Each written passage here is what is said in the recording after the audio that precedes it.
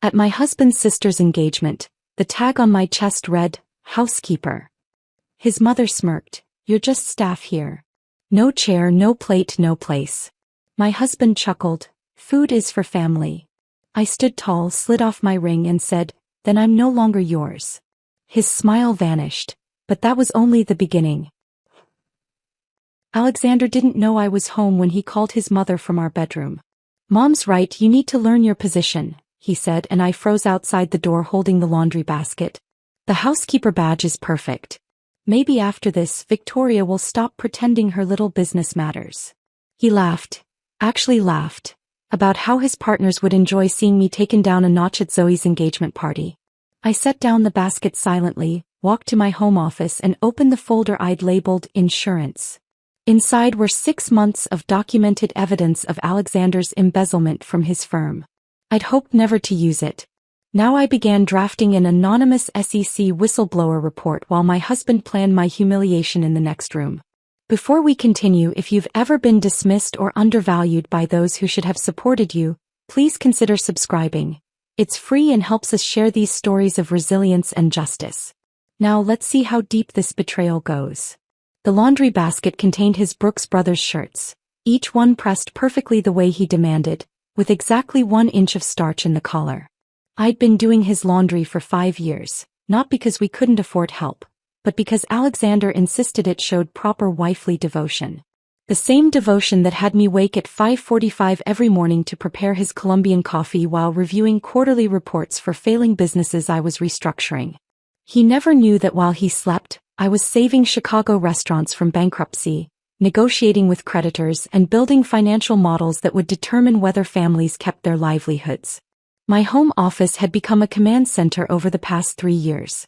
2 monitors displayed spreadsheets for Romano's restaurant, which was hemorrhaging $30,000 monthly. Tony Romano had called me crying last week, saying his father would roll over in his grave if he knew the family business was failing. I'd already identified their problems. Food costs at 47% when they should be under 30%, 3 vendors overcharging them because nobody had renegotiated contracts in a decade, and a menu that hadn't adapted to neighborhood demographics that had shifted from Italian families to young professionals wanting quick lunch options. I'd fix it all for a fraction of what the big consulting firms charged, but according to Alexander, this was just my little hobby. The insurance folder felt heavier than its actual weight.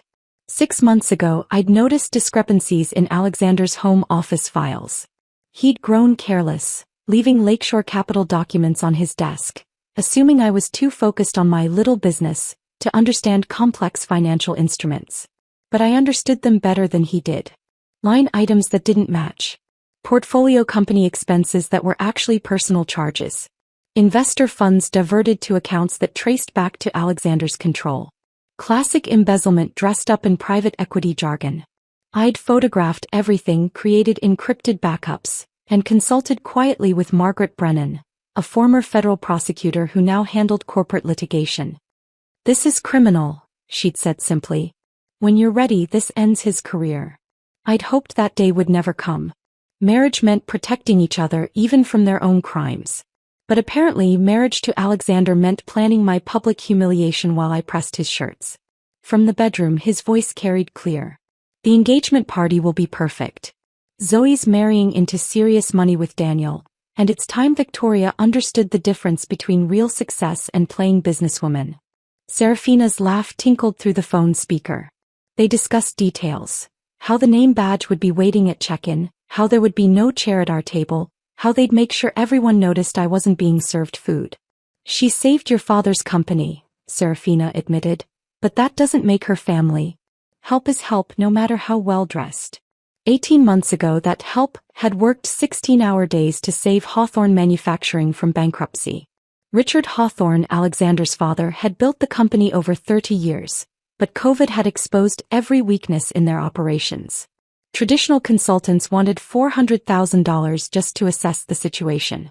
I restructured everything for $130,000, pivoting their production to ventilator components when the market demanded it, renegotiating union contracts without triggering strikes, and identifying inefficiencies that were costing them $200,000 monthly. I saved 200 jobs. Blue-collar workers with mortgages and kids in college kept their paychecks because I understood manufacturing logistics better than consultants who'd never set foot on a factory floor. Serafina had visited once during the restructuring, wrinkling her nose at the break room where I ate lunch with line supervisors. "These people," she'd said, not bothering to lower her voice. "This is so beneath the Hawthorne name." Yet the Hawthorne name only survived because I prevented bankruptcy.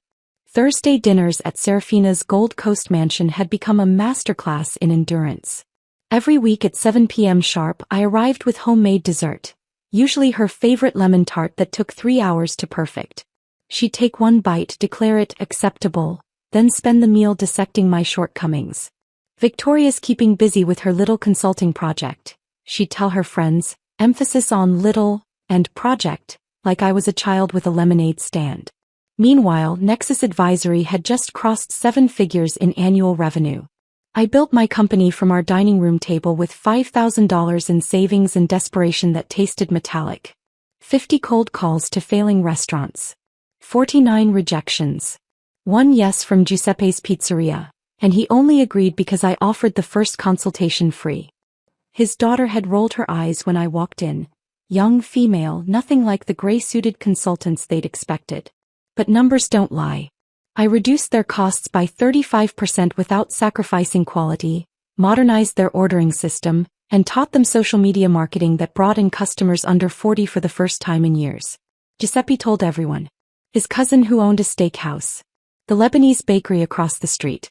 The gastropub that was 3 weeks from closing. Within 6 months I had 8 clients. Within a year I hired James Fitzgerald from Deloitte because I couldn't handle the volume alone. Now I had 17 active restructuring projects and a waiting list of businesses willing to pay premium rates for resurrection. But to Alexander, success meant Lakeshore Capital, meant partner meetings in glass towers, meant other people's money-generating returns through financial engineering that created nothing real. My success, saving actual businesses, preserving actual jobs, was just my little project that kept me occupied while he did real business. I saved the draft of the SEC complaint and opened a new document. This one would be different. A timeline of every financial crime, every falsified document, every investor defrauded. Margaret Brennan would file it Monday morning if needed. The engagement party was Saturday. By then, Alexander would learn that some positions couldn't be taught through humiliation. Some positions were earned through competence, integrity, and the ability to destroy someone using their own crimes against them. His call ended with promises to his mother about how entertaining Saturday would be. I closed my laptop and returned to the laundry, folding his shirts with the same precision I applied to forensic accounting. Each crease perfect. Each collar exactly as he demanded. The devoted wife maintaining her perfect position while planning the complete destruction of the man who thought he could diminish her in front of Chicago's financial elite. The Housekeeper badge would be his masterpiece of cruelty. But the SEC filing would be mine. 2 weeks later, on a gray Tuesday afternoon that threatened rain, Zoe showed up at our townhouse without calling first. She stood on our doorstep with mascara streaking down her cheeks, her usually perfect blonde hair pulled into a messy bun, wearing sweatpants and a Northwestern hoodie that made her look like the college student she'd been before Daniel Morrison swept her into his world of tech startups and venture capital promises. "I think I'm making a terrible mistake," she said, and I pulled her inside before any neighbors could see a hawthorn crying in public. God forbid word got back to Serafina that her youngest daughter had shown weakness where people might witness it. We sat in my kitchen while I made tea, proper tea with loose leaves in a pot, not the bags Alexander insisted were fine. Zoe's engagement ring caught the light. 3 carats surrounded by smaller diamonds, the kind of ring that announced wealth before the wearer even spoke. She twisted it around her finger like it was burning her. "Daniel wants to get married next month," she said, her voice small. "He says there's no point waiting, that we should just do it before his company goes public. He gets angry when I suggest waiting until spring." I kept my face neutral while my mind raced. Daniel Morrison ran a fintech startup called Pure Metrics that claimed to revolutionize payment processing for small businesses. Alexander had mentioned it twice at dinner, impressed by their growth numbers. But something in Zoe's voice made my consultant instincts flare. "Tell me about the anger," I said carefully, pouring her tea. "It's not real anger. It's pressure." Like when he showed me the prenup his lawyers drafted. Apparently, I need to sign away rights to his company, any future companies, and agree to confidentiality about his business dealings. When I asked to have my own lawyer review it, he said I was being dramatic. That night after Zoe left, I did what I do best, research. Daniel's company showed impressive metrics on paper. 2 million users. 40% quarter-over-quarter growth. Partnerships with 3 major banks. But I knew how to read between the numbers. My contacts at the banks had never heard of pure metrics. The user growth followed patterns I'd seen in fraudulent companies. Too linear, too consistent, lacking the organic fluctuations of real adoption. By morning I had the truth. Daniel was inflating metrics to secure his Series B funding. The 2 million users were mostly bots. The banking partnerships were letters of intent, not actual contracts. His company was 3 months from imploding, and he needed to marry Zoe quickly to lock down her trust fund as emergency runway. I documented everything in a secure folder, but telling Zoe would require timing. She needed to discover this naturally, not have her defensive about her choices. 3 days after Zoe's visit, Serafina called my cell directly. She never called Alexander about money, only me. "Victoria, darling," she began, which meant she wanted something expensive. "There's been a small hiccup with the estate taxes from Richard's passing." Richard had been dead for 2 years. Estate taxes were long settled. "It's rather urgent," she continued. $50,000 due by month's end. My divorce settlement is tied up in some tedious legal matter. You understand how these things go. I understood perfectly. The woman who'd just posted Instagram photos from her street Bart's vacation, who'd bought a new Range Rover last month, who wore different Cartier watches to each Thursday dinner, needed $50,000 for imaginary taxes. "Of course," I said smoothly. "Send me the tax documentation and I'll handle the payment directly to the IRS." Silence. Then, "Oh, it's easier if you just transfer it to my account. I'll handle the paperwork." I agreed, transferred the money, and immediately hired a forensic accountant through my company. What he found was remarkable. During her divorce from Richard's brother William, Serafina had hidden $2.3 million in Cayman Islands accounts. She'd claimed poverty in court, walking away with massive alimony payments while sitting on a fortune that should have been split. The $50,000 I'd just sent was probably funding her next shopping spree while she played the victim of bureaucratic delays. Meanwhile, Alexander had become a ghost in our marriage. 3 months ago he'd missed our anniversary dinner, claiming an emergency with a portfolio company.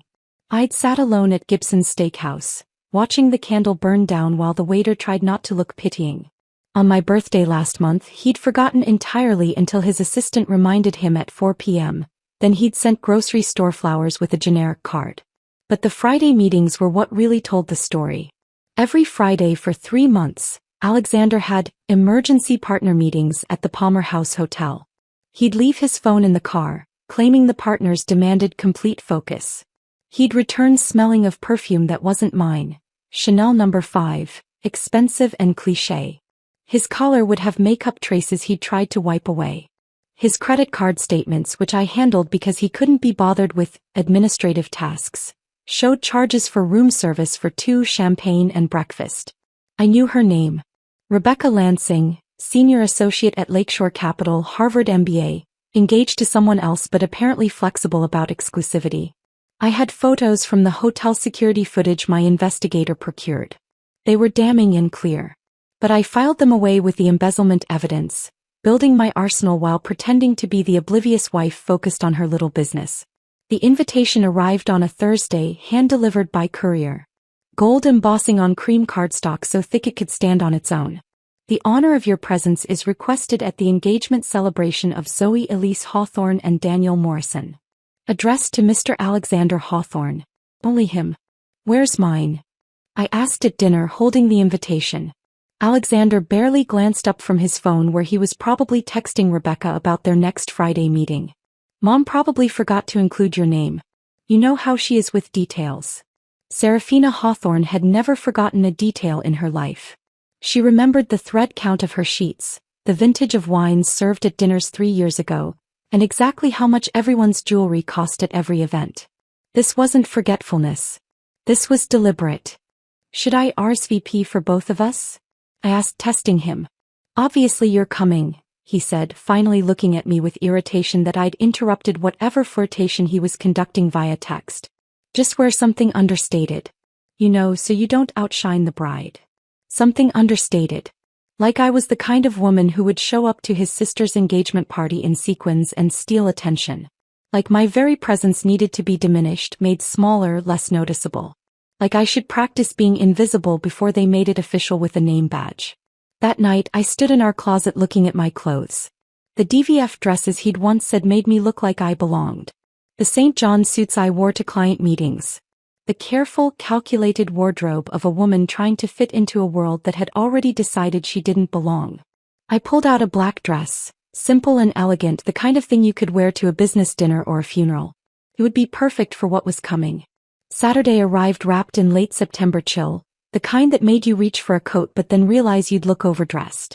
I stood in front of our bedroom mirror at 6:30, the black dress hanging perfectly, my makeup applied with the precision of someone preparing for battle rather than celebration. The exhaustion I saw reflected back went deeper than sleepless nights reviewing spreadsheets. This was the bone-deep weariness of maintaining a marriage that had become performance art. Alexander had left 2 hours earlier for client drinks before the party. The same client drinks that required cologne reapplication and a fresh shirt, even though he'd supposedly been at the office all day. He'd kissed my cheek absently, told me not to wait for him, that he'd meet me at Crystal Gardens. The casual cruelty of making me arrive alone to his sister's engagement party didn't even register on his face. I drove myself in the Mercedes winding through Lincoln Park toward the venue. The car still smelled faintly of the leather conditioning Alexander insisted on monthly, another one of those details that mattered more than whether his wife had someone to walk in with. At every red light I checked my phone, confirming James Fitzgerald had received the encrypted files, that Margaret Brennan was on standby, that my documenting of this evening would be admissible if needed. Crystal Gardens' valet lot was already full of cars that cost more than most people's houses. I pulled in between a white Bentley and a black Maserati, both probably belonging to Alexander's partners who viewed marriages as merger opportunities and wives as either assets or liabilities on their social balance sheets. The valet was young, maybe 22. Probably working his way through college. He took my keys with the kind of deference reserved for people who could afford to be here. Inside, the lobby gleamed with that particular combination of marble and ambition that characterized Chicago's elite venues. Clusters of Alexander's colleagues stood near the bar, and I heard my name drift from their conversation. "That's the one who thinks she's a business consultant," someone said, not quite quietly enough. "Alexander lets her play CO with that little company of hers." They laughed, the sound sharp as champagne flutes clinking. I walked past them toward the check-in table, my heels clicking against marble with metronomic precision. Each step was deliberate, controlled, the walk of someone who belonged even when every whisper suggested otherwise. The table was draped in ivory linen, attended by a young woman wearing pearls that probably cost more than her monthly salary. "Victoria Hawthorne," I said clearly. She smiled, began flipping through her list. The smile faltered. She flipped again, running her manicured finger down the names. A third time, slower now, and I watched pink creep up her neck. "I'm sorry, could you repeat the name?" "Victoria Hawthorne. H.W. Horney." She looked up at me with genuine distress, then down at something beneath the table. Her hand trembled slightly as she reached for a badge tucked separately from the others. She slid it across the marble counter just as Serafina materialized beside me in champagne-colored Chanel, timed with the precision of someone who'd been watching for this exact moment. The badge read Victoria Housekeeper in elegant script. "Oh, Victoria," Serafina announced, her voice pitched to carry across the lobby. "You're just staff here." The words landed like a judge's verdict. Conversations stopped mid-sentence. Investment bankers turned from their whiskey. Hedge fund managers paused their networking. 300 of Chicago's financial elite suddenly had their evening's entertainment, watching Serafina Hawthorne publicly designate her daughter-in-law as hired help. Behind me, someone whispered, "The one who saved Hawthorne Manufacturing?" Another voice responded, "Apparently she's the housekeeper now." Someone actually took a photo with their phone. I picked up the badge, studying it like evidence in a deposition. The cardstock was expensive, the printing professional. This wasn't a last-minute error. This had been ordered weeks ago, approved, paid for, and deliberately separated from the guest badges. Shall I escort you to the service entrance? Serafina asked sweetly. The staff usually enters through the back. I clipped the badge to my dress with steady hands and walked into the ballroom. Table 3 was positioned perfectly for maximum visibility, close enough to the head table for importance, far enough from the exit to prevent discreet departure. 7 chairs surrounded 8 place settings, the gap where my seat should have been screaming louder than any announcement. The empty space had been carefully maintained, no one had accidentally shifted the chairs to fill it. This was architectural humiliation. I stood beside the void where my place should have been, watching Serafina's friends notice the missing chair, see my badge and understand tonight's entertainment. The mayor's wife actually gasped. A federal judge's husband took out his phone to text someone, probably sharing the delicious gossip of Victoria Hawthorne's public demotion. Alexander arrived 40 minutes later and yes, I was still standing. He swept in with the confidence of someone who'd had exactly 3 whiskeys, enough for courage but not enough to slur. His collar had lipstick traces he hadn't bothered to check. Rebecca's shade, that coral pink she wore to every company event. The smell of her Chanel No. 5 clouded around him like evidence. He saw me standing. Saw the missing chair. Saw his mother's satisfied smile. Saw his partners from Lakeshore Capital watching from 2 tables over. And he laughed. Not a nervous laugh. Not an uncomfortable laugh. A genuine, amused laugh like someone had told a particularly clever joke. Relax, Victoria, he said, reaching for the wine already poured at his place setting. Food is for family. Food is for family. 5 years of marriage, 3 years of building a company that saved businesses, 18 months ago rescuing his father's entire manufacturing legacy, and I wasn't family enough for a chair. For a plate. For basic dignity in front of people whose respect he desperately craved. I felt that crystalline moment of clarity that comes when a marriage dies. Not the slow death of falling out of love, but the instant death of realizing you were never loved at all. I was an accessory that had become inconvenient, a supporting actress who'd forgotten she wasn't supposed to have her own storylines. I reached for my wedding ring, the 2-carat diamond Alexander had chosen to impress his partners rather than please me. The metal was warm from my skin, familiar after 5 years of never taking it off. I pulled it off with deliberate slowness, letting the overhead lights catch every facet of the diamond. The movement drew attention. Conversations at nearby tables stopped. Someone actually set down their fork mid-bite. I placed the ring on the white tablecloth with a precision that made the soft click echo. The sound carried further than it should have, silencing tables in expanding ripples like dropped stones in still water. Then I'm no longer yours, I said, my voice clear and carrying. Alexander's laugh died. His face went through a series of expressions, confusion, embarrassment, then the dawning realization that I was serious. That his wife had just removed her wedding ring in front of Chicago's entire financial ecosystem. That the woman he'd designated as the housekeeper had just quit her position. I turned and walked toward the exit, my heels marking each step against the marble. Behind me, chaos erupted, chairs scraping, voices rising, Serafina's sharp, Alexander, do something. But I didn't turn around. 300 members of Chicago's elite would remember this night, would tell the story at other parties, would wonder what kind of man laughed while his wife stood without a chair. They thought they'd witnessed the culmination. They were wrong. This was just the opening act. The parking garage at Crystal Gardens was eerily quiet after the chaos I'd left behind. My hands were steady on the Mercedes steering wheel, steadier than they'd been in months of pretending everything was fine. I pulled out my phone and called James Fitzgerald. 3 rings. He picked up even though it was nearly 9 on a Saturday night. Execute Project Revelation, I said without preamble. There was a pause, just a heartbeat, then his voice came through clear and professional. Confirming execution of Project Revelation. Asset freeze protocols initiating now.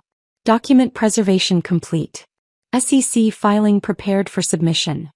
6 months ago, I'd sat in James's office with a banker's box of evidence. Copies of Alexander's doctored reports, diverted funds, investor money traced to personal accounts. James had reviewed everything with the thoroughness of someone who'd spent 10 years at Deloitte before joining my firm. This is prison-level fraud, he'd said quietly. We'd built Project Revelation that day. A complete response plan for when, not if, Alexander's betrayal became unbearable. The accounts will be frozen within the hour, James continued. Our forensic accountant has everything documented. Margaret Brennan has been notified. I drove home through the quiet streets of Lincoln Park, passing houses where normal families were having normal Saturday nights. No public humiliation. No housekeeper badges. No missing chairs at family tables. The townhouse was dark when I arrived. Of course Alexander hadn't come home. He was probably still at Crystal Gardens, trying to explain to his partners why his wife had just staged a public separation at a society event. I poured myself exactly 1 glass of wine and opened my laptop in the home office.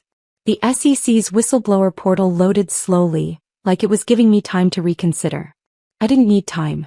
Each file I uploaded was tagged meticulously: Lakeshore Capital Fund 3 misallocation, personal expense documentation, falsified portfolio company reports.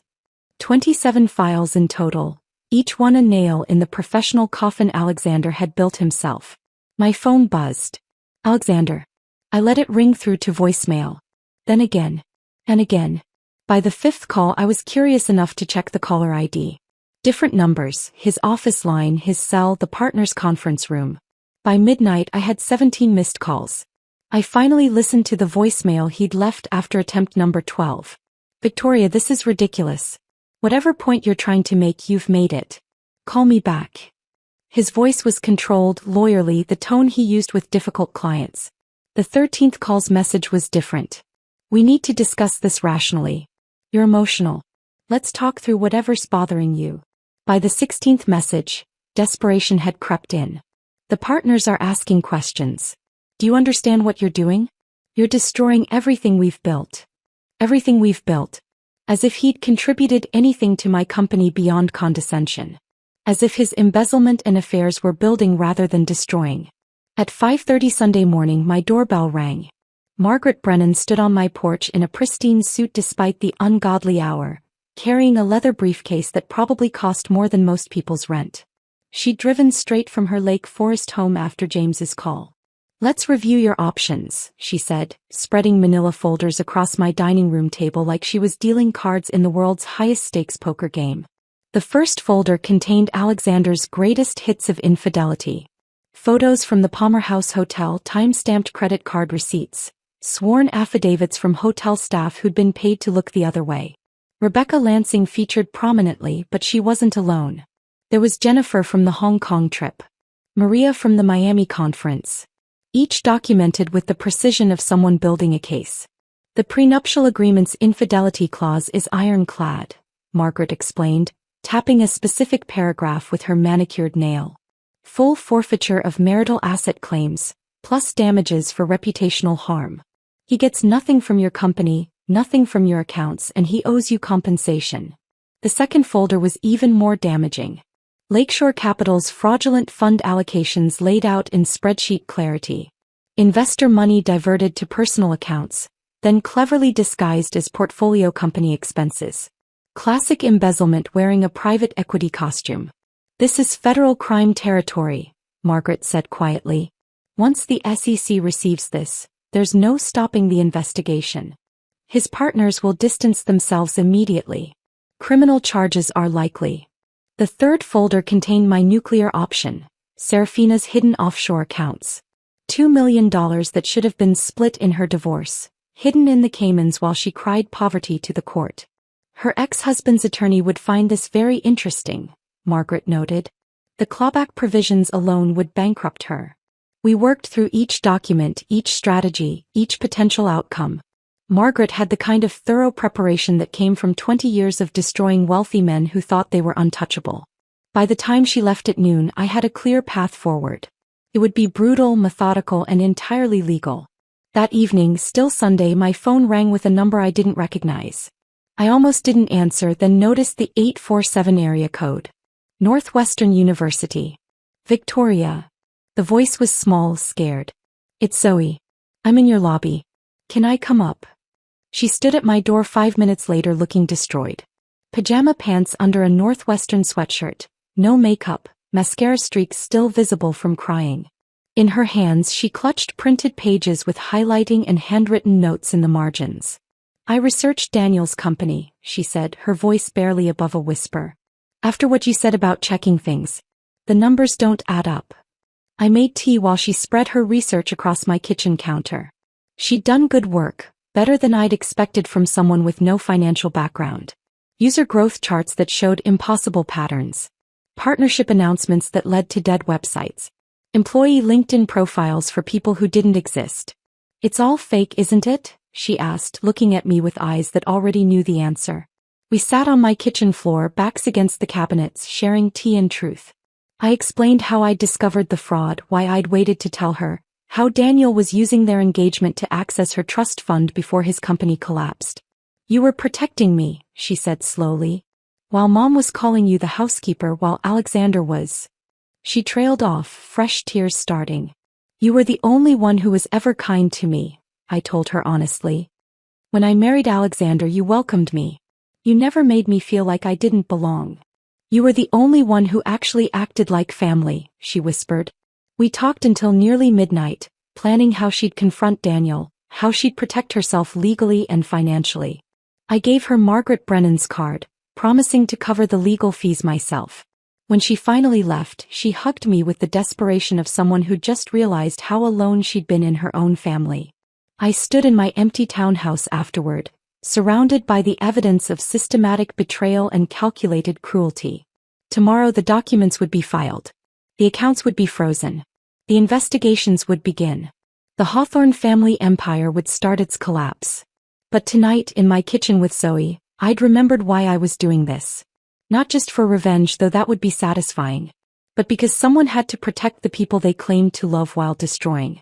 Someone had to be the family they pretended to be. Monday morning arrived with the kind of crisp autumn air that made everything feel sharper, clearer. I was already at my desk when the first domino fell at exactly 8 o'clock.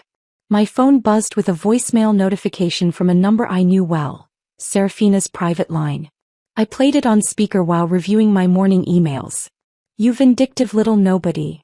Her voice crackled through the speaker, high-pitched and frantic. How dare you? Do you have any idea what you've done?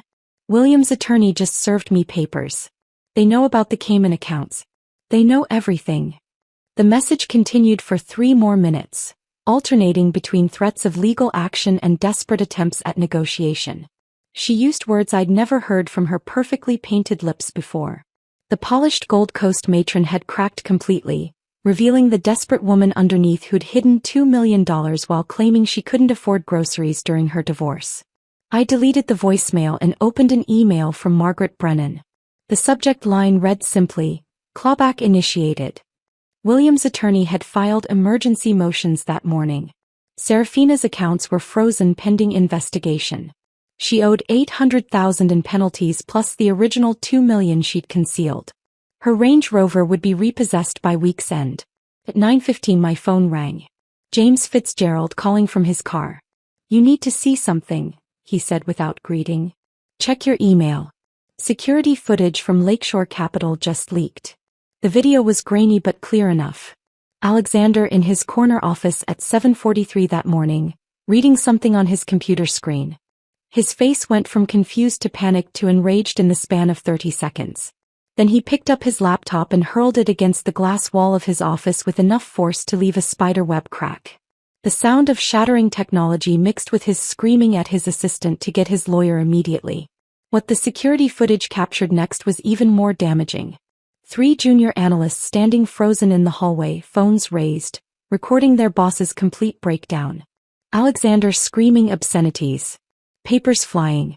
Him trying to call someone, probably me, and throwing his phone when I didn't answer. It's already viral, James said. #Hawthorne meltdown. Every financial blog in Chicago has picked it up. By noon the video had been viewed 40,000 times. Someone had set it to classical music, making Alexander's rage look even more unhinged against Vivaldi's Four Seasons. The comments section was brutal. Former employees sharing stories about his temper. Competitors questioning his stability. Investors asking if this was who they'd trusted with their pension funds. I watched it once, noting the exact moment the SEC notice must have appeared on his screen. That would be the formal notification of investigation into Lakeshore Capital's fund allocations. The moment he realized his career was over, that prison was a real possibility, that his perfectly crafted image had shattered like his laptop screen. Wednesday arrived with its own special delivery of consequences. Serafina called me 6 times before noon, each message more desperate than the last. I didn't answer, but Zoe forwarded me the text their mother had sent to the family group chat. The Chicago Athletic Club has made a terrible mistake. Some confusion about finances. This will be resolved immediately. But there was no confusion. The club had suspended her membership pending resolution of her legal troubles. The same establishment where she'd held court for 20 years, where she'd served on committees and organized galas, had politely but firmly exiled her. Her Wednesday tennis partner, Dorothy Whitfield, had reportedly walked past her in the lobby without acknowledgement. The same woman who'd been Serafina's maid of honor at her wedding to William now pretended they'd never met. Zoe called me that afternoon, her voice a mixture of shock and something close to satisfaction. Mom showed up for her tennis match and they had her locker contents boxed in the lobby, she said. Security escorted her out. Everyone saw. Mrs. Chin actually took a photo. The mighty Serafina Hawthorne, reduced to carrying a cardboard box of tennis whites and designer athletic wear through a lobby full of people she'd once considered beneath her notice. The Chicago Society pages would feast on this for months. Thursday brought an unexpected visitor. James arrived at my home office with a folder and an expression I'd learned to recognize. He'd found an opportunity in chaos. Crystal Gardens is in trouble, he said, spreading financial statements across my desk. The venue's hemorrhaging money. Bad management, worse contracts. They're looking for a buyer before they go under. I studied the numbers. The same venue where I'd been labeled the housekeeper was now begging for rescue. The irony was delicious enough to taste. How much? I asked. They're asking $2 million. They'll take $800,000 cash. 40 cents on the dollar. We could run it through the shell company, make it a Nexus Advisory acquisition. $800,000 to own the site of my humiliation. To control the space where 300 people had witnessed my degradation. To ensure no one else would ever endure what I had experienced there. Draw up the papers, I said without hesitation. James smiled, the kind of expression that reminded me why I'd hired him from Deloitte. He understood that revenge was just business by another name. I've already started. We can close by month's end. Full transfer of assets, including their existing event contracts. Serafina's charity gala is booked there for December. The charity gala. Serafina's crown jewel event, the one she spent all year planning, where she proved her social relevance by raising money for causes she couldn't pronounce correctly. She'd already sent invitations. The deposits were paid. And soon I'd own the venue. We'll honor existing contracts, I said carefully. With some modifications to policies. James raised an eyebrow. Modifications. You rules. No degrading name badges. No missing chairs. No class distinctions in service. Everyone who enters gets treated with equal dignity. And Serafina's gala? Will proceed as planned. She'll just have to follow the new policies. And perhaps we'll display the venue's ownership prominently. You know, for transparency. That afternoon I signed the initial papers while thinking about the badge that still sat in my desk drawer. The one that read Victoria Housekeeper. Soon I'd own the building where that humiliation occurred. I'd control the space where Alexander laughed at my missing chair. I'd decide who was welcome and who wasn't. The acquisition documents felt heavier than their actual weight, loaded with the promise of transformation. Crystal Gardens would become something different under my ownership. A place where respect wasn't determined by bank accounts or bloodlines. Where every person who entered would be treated as equally valuable. Where no one would ever stand beside an empty chair while their spouse laughed.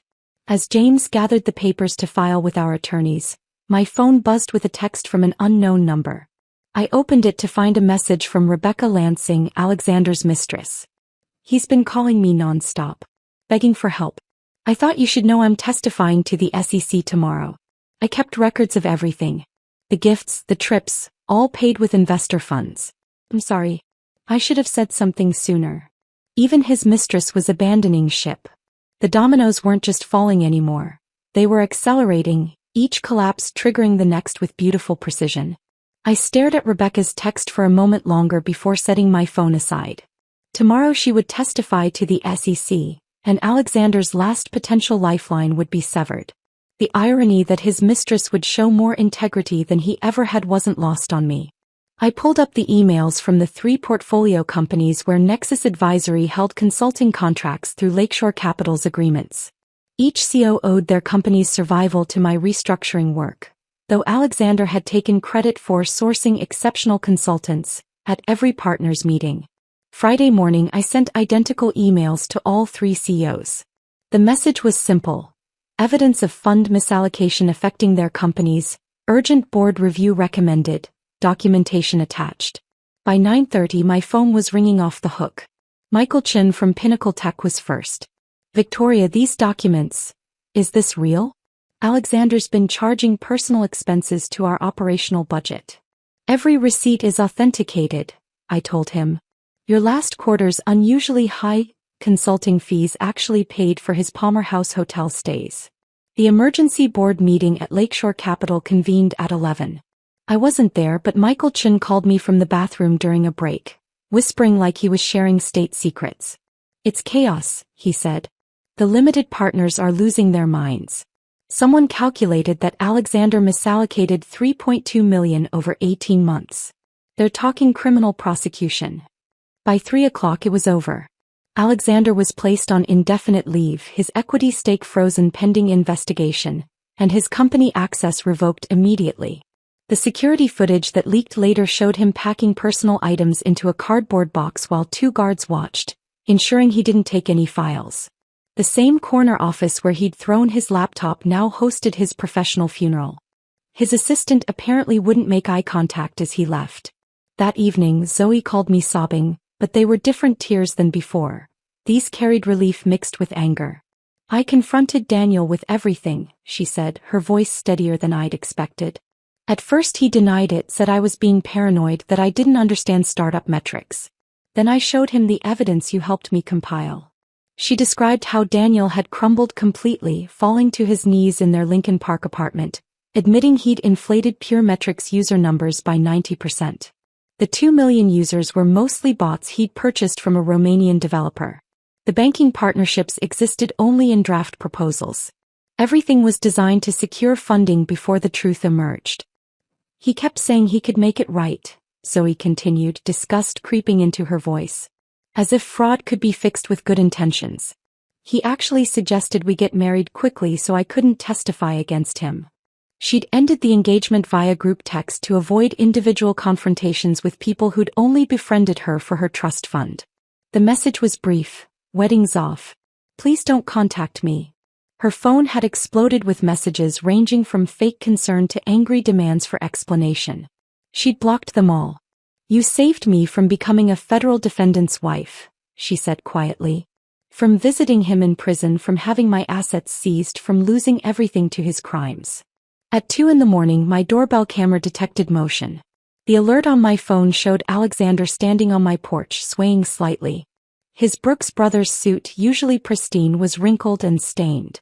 His tie hung loose around his neck. He looked like what he was, a man whose entire world had collapsed in less than a week.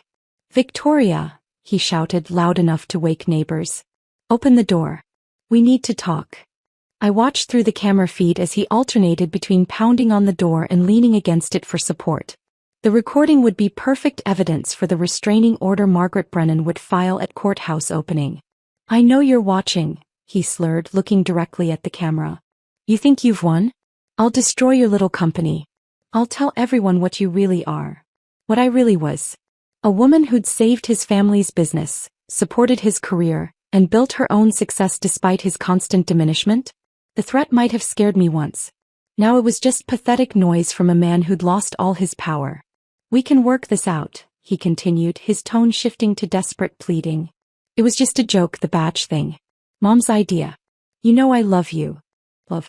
He threw the word around like it meant something, like it could erase the housekeeper badge, the missing chair, the laughter when I stood without a place at the table. Through the camera I watched him slide down to sit on the porch steps, his head in his hands. The mighty Alexander Hawthorne, reduced to drunk, begging on the doorstep of the woman he'd tried to humiliate.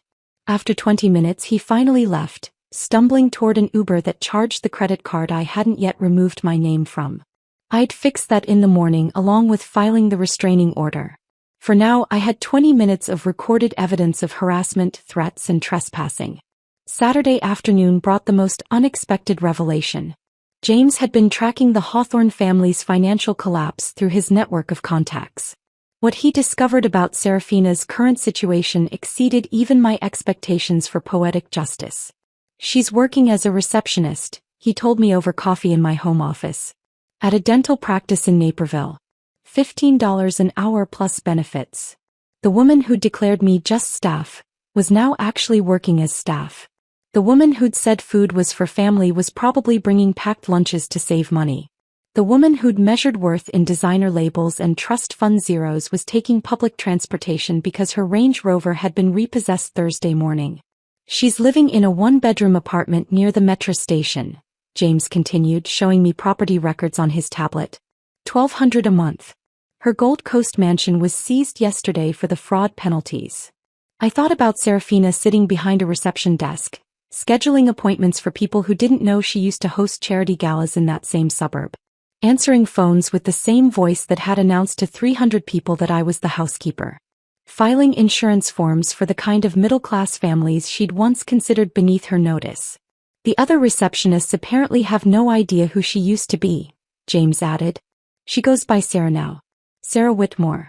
Told them she's divorced, starting over. Starting over at 62 with nothing but an hourly wage and a benefits package she desperately needed for health insurance. The same age when most of her former friends were planning Mediterranean cruises and complaining about estate taxes she'd never have to worry about again. That evening, I stood in my townhouse looking at the physical evidence of the week's destruction. Alexander's belongings still cluttered half the closet.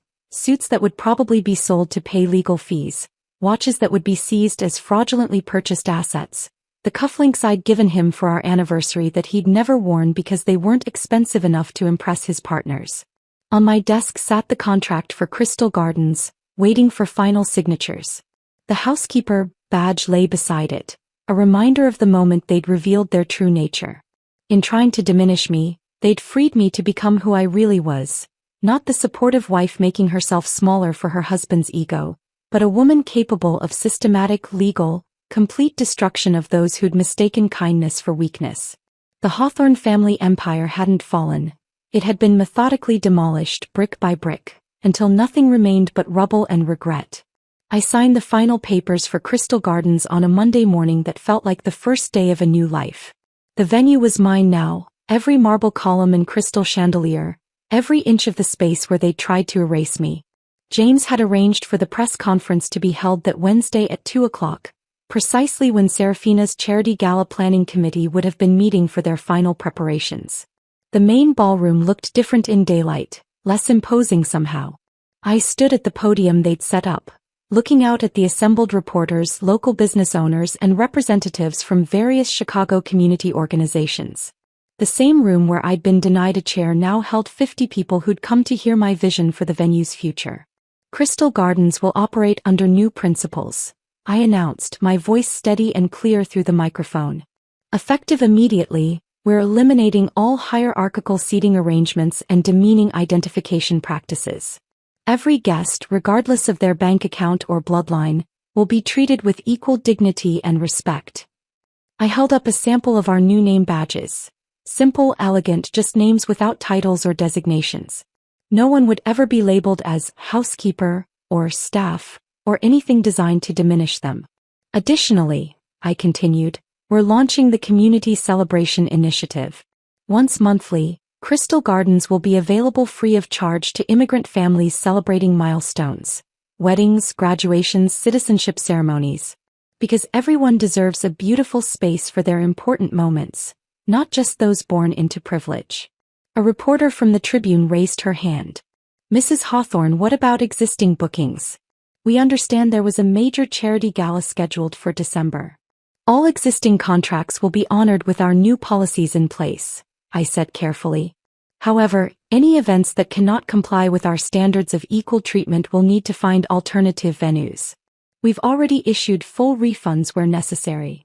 Serafina's gala, the crown jewel of her social calendar, was officially dead. Her deposit had been returned that morning, along with a polite note explaining that Crystal Gardens could no longer accommodate events that practiced social stratification. The woman who'd orchestrated my humiliation would have to find somewhere else to pretend she still mattered to Chicago society. As the press conference ended, my phone buzzed with a call from Margaret Brennan. The federal investigation had released its findings that morning. Alexander's crimes were worse than even I had documented. $3.2 million embezzled over 18 months, systematically stolen from investors who'd trusted him with their retirement funds and college endowments. "They're seizing everything," Margaret explained. "The townhouse goes to auction next month. Both Porsches, the boat he kept at Belmont Harbor, even his watch collection. The Patek Philippe he wore to show off at partner meetings? It was purchased with stolen funds. The townhouse where I'd made his coffee every morning, where I'd pressed his shirts while he planned my humiliation, would be sold to the highest bidder. His precious vintage Porsche 911, the one he spent weekends polishing while I saved failing businesses, would end up in someone else's garage. Every symbol of his success was being stripped away, revealing the fraud beneath the facade. His legal defense is costing $400,000 and climbing," Margaret continued. "The family trust his grandfather established is nearly depleted. There won't be anything left for appeals." That afternoon, an unexpected email arrived from Helena Morrison, senior partner at Lakeshore Capital. She wanted to meet privately away from the office at a quiet coffee shop in Wicker Park. I almost declined, then curiosity won. Helena looked older than she had at the engagement party, stress lines evident despite her careful makeup. She stood when I arrived, a gesture of respect she wouldn't have offered 2 weeks ago. "I owe you an apology," she said without preamble. "I suspected Alexander was misallocating funds 6 months ago. Small discrepancies, nothing I could prove. I should have investigated harder." She slid a folder across the table. Inside were contact information for 12 CEOs in her network, all running companies that needed restructuring expertise. "These executives value integrity over connections," she said.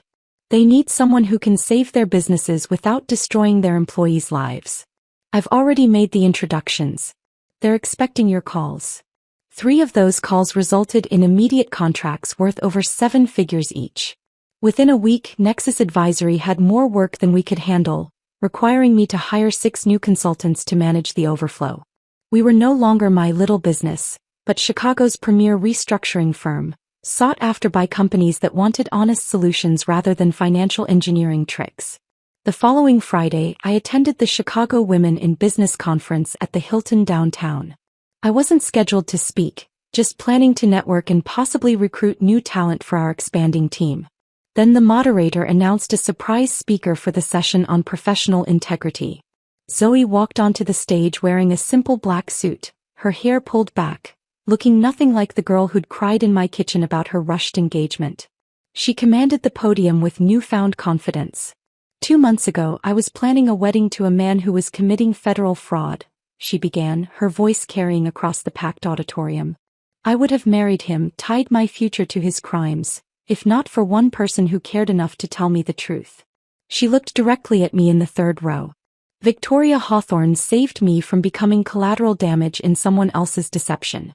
While my own family orchestrated public humiliation against her, she quietly protected me from a catastrophic mistake. The audience of 500 professional women listened in rapt attention as Zoe described discovering Daniel's fraud, calling off the engagement, and using the money from selling her engagement ring to fund her MBA at University of Chicago's Booth School of Business. "Real family," she said, her voice growing stronger, "protects you from harm. Real family tells you difficult truths. Real family stands up for you when the world tries to diminish you. Victoria taught me that family isn't about blood or marriage certificates. It's about choosing to protect people even when they're connected to those who've hurt you." The applause was thunderous. Women throughout the auditorium stood, recognizing something universal in the story of being underestimated, dismissed, and ultimately triumphant. I hadn't sought this recognition, hadn't wanted public vindication, but sitting there watching Zoe claim her own power, I felt something release in my chest that I hadn't realized I'd been holding. After the conference, Zoe found me in the lobby. She hugged me with fierce gratitude, then pulled back to show me her laptop screen. "Look," she said, pointing to an email. I got accepted to the Booth Scholars Program. Full scholarship based on my essay about recognizing and escaping financial fraud. They want me to help develop a new curriculum on ethical business practices. The girl who'd been marrying for status was now building a career on substance. The woman who'd been passive in her family's cruelty had found her voice.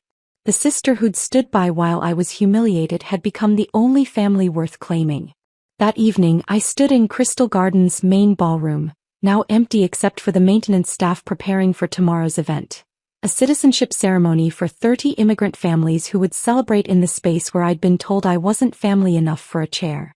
The bitter irony had transformed into something sweeter, something that tasted like justice served at exactly the right temperature. The maintenance staff had finished their preparations, leaving Crystal Gardens pristine for tomorrow's citizenship ceremony. I walked through the quiet ballroom, my footsteps echoing against marble that held different memories now. Exactly 1 year had passed since the engagement party, since the night they tried to erase me with a missing chair and a degrading badge. Tonight I would host my own gathering in this same space, but this time, every chair would be filled with people who understood that worth wasn't measured in trust funds or family names. James arrived first, carrying a bottle of wine from Giuseppe's private collection. The pizzeria owner I'd saved 3 years ago insisted on sending his best vintage when he heard about tonight's dinner. Margaret Brennan came next, having driven straight from court where she'd been defending another whistleblower against corporate retaliation. Tony Romano brought homemade tiramisu from his restaurant, the one that would have closed without my intervention. Lisa Chong, who owned the Chinese restaurant on North Avenue that I'd restructured last year, arrived with her daughter who'd just graduated from Northwestern thanks to the business staying afloat. And then Zoe walked in, transformed from the girl who'd cried in my kitchen to a confident woman carrying herself like she belonged anywhere she chose to be. She wore a simple navy dress, no designer labels necessary to announce her worth. 1 year, she said, looking around the ballroom. Hard to believe this is where it all started falling apart. Or maybe where it all started coming together. We sat at a round table I'd deliberately chosen. No head, no hierarchy, just equals sharing a meal. The conversation flowed naturally, stories of businesses saved and families preserved, of second chances and new beginnings. Tony's son had taken over the restaurant and was innovating the menu while keeping his grandmother's recipes. Lisa's expansion to a second location was ahead of projections. The laughter was genuine, born from shared struggles and mutual respect rather than nervous networking. To resilience, James raised his glass. And to Victoria, who showed us that being dismissed as just staff can be the beginning of becoming indispensable. After dinner, I drove to my new office in the West Loop, a space I'd chosen specifically because it wasn't in the financial district where Alexander's former colleagues congregated. The building was modern but approachable, glass and steel softened by exposed brick and warm lighting. My office occupied the corner of the 3rd floor, with windows facing west toward neighborhoods full of small businesses that needed saving. On the wall between my MBA diploma from Kellogg and the framed first check from Giuseppe's, my first paying client, hung the Housekeeper badge. I'd had it professionally mounted with museum-quality glass, the cream cardstock preserved perfectly, the elegant script still clear, Victoria Housekeeper. Every struggling business owner who sat across from my desk could see it. When they asked, which they always did, I told them the story. How the badge meant to diminish me had become my motivation. How being labeled staff had freed me to stop seeking approval from people who would never give it. How the greatest strength sometimes came from those others dismissed as unworthy. It reminds me, I would tell them, that your current circumstances don't define your future capabilities. That badge was supposed to be my designation. Instead, it became my declaration. The following morning, Margaret Brennan called with Alexander's latest communication. He'd sent a letter through his court-appointed attorney, since he could no longer afford private counsel. Margaret read it to me over the phone, her voice carrying subtle amusement at its contents. Dear Victoria, it began. I'm writing from Milwaukee where I've taken a position as a junior analyst with Midwest Financial Services. It's a small firm, but they were willing to overlook certain past difficulties. I live with my parents now in the house where I grew up. It's humbling but perhaps necessary. The letter went on for 2 pages, weaving between self-pity and revisionist history. He claimed the engagement party incident was misunderstood, that the name badge was an unfortunate error, that his mother had acted without his knowledge. He begged me to consider dropping the charges, though we both knew criminal prosecution was beyond my control now. Federal investigators didn't care about personal forgiveness. How should I respond? Margaret asked. One word, I said. No. She laughed. I'll draft something appropriately brief. That evening I stood in my Lincoln Park penthouse as dawn painted Lake Michigan in shades of rose and gold. I wore flannel pajamas and thick socks, comfort clothes that would have horrified Serafina with their lack of designer labels. No one was watching, no one was judging, no one was measuring my worth by my appearance. My laptop sat open on the kitchen counter, displaying expansion plans for Nexus Advisory's second office in Detroit. We'd identified 40 struggling businesses there that could benefit from our restructuring expertise. The city that others had written off as dying was full of entrepreneurs who refused to give up, who just needed someone to show them how to cut the right costs and keep the right people. I thought about the empty chair at that table 1 year ago, the space where I was supposed to sit but wasn't welcome. At the time, it had felt like erasure, like being written out of my own life story. Now I understood it differently. That empty chair hadn't been an absence. It had been an opening. A space to step away from a table where I was never truly welcome, to build my own table where everyone had a seat. My phone buzzed with a text from Zoe. She'd attached a photo from her business ethics class where she was teaching a case study about recognizing fraud in personal relationships. Using our story to help others, she wrote. Hope that's okay. I smiled, typing back, our story belongs to you too. Teach them well. Outside, Chicago was waking up. Somewhere in Naperville, Serafina, or Sarah as she called herself now, was probably preparing for another day of answering phones and scheduling appointments. Somewhere in Milwaukee, Alexander was living in his childhood bedroom, trying to rebuild from nothing. And here in Lincoln Park, I was planning the next phase of a business built on the principle that everyone deserved a chance at redemption, except those who refused to acknowledge they needed it. The Housekeeper badge had been meant to put me in my place. It succeeded, just not in the way they intended. My place wasn't at their table, begging for acceptance that would never come.